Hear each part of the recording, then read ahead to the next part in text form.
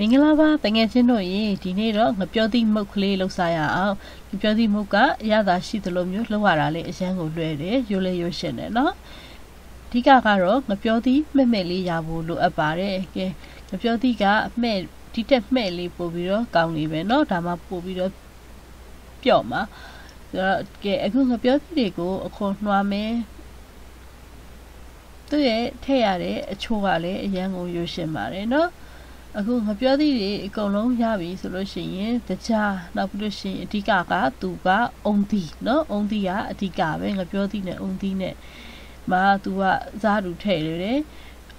အုံသီးများလေးထည့်တာပို့ပြီးတော့ရတာရှိတယ်เนาะကဲအခုငပြောသည့်တွေကိုကြေးပြီးတော့ညက်သွားအောင်လို့ခြေလိုက်မယ်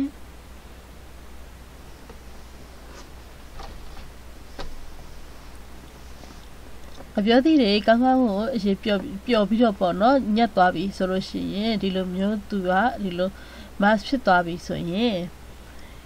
သူ့ကိုချိန်ကြည့်ကြရအောင်ကျမတို့ဘယ်လောက်ရတယ်ပေါ့နော်ဆိုရင်ဒီလိုချိန်ပြီးသားကဒါတစ်ခွက်ဆိုတော့ဘယ်လိုခွက်နဲ့ပဲချိန်သူ့ရဲ့ခွက်အချိုးပုံမှန်အတိုင်းပဲသွားမယ်နော်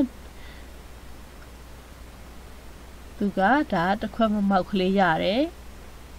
ဒါဆိုရင်ငပြောသည့်ကဒီလိုအချိုးဆိုရင်သူနဲ့အချိုး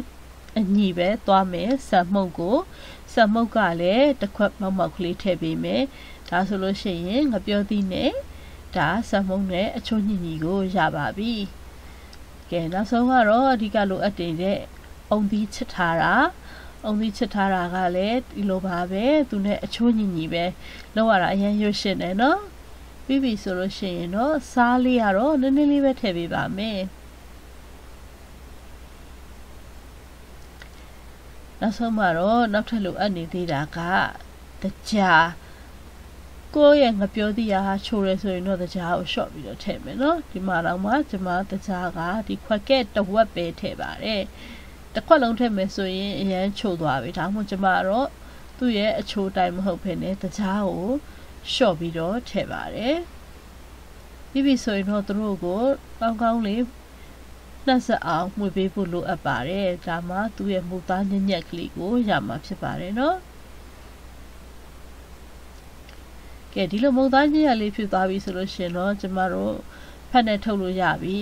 ငပြောဘက်ရှိလို့ရှိရင်တော့ငပြောဘက်နဲ့ထုတ်ပါဒီတစ်ခါကျမစီးသွားတာငပြောဘက်ကလုံးဝဝယ်လို့မရခဲ့ဘူးเนาะဆိုတော့အလူမီနီယံလေးနဲ့ပဲလုပ်လိုက်တယ်ငပြောသည့်တွေကလည်းမှဲ့နေပြီဆိုတော့ဒီတစ်ဖက်ကလုံးဝဖြစ်တော့မယ်เนาะငပြောဘက်ကလည်းဝယ်လို့မရဘူးဆိုတော့အလူမီနီယံဖိုးလေးနဲ့ပဲလုပ်တယ်သူ့ကိုရင်းနှီးပွက်ဆိုတော့ဦးထဲမှာထည့်လိုက်မယ်အခု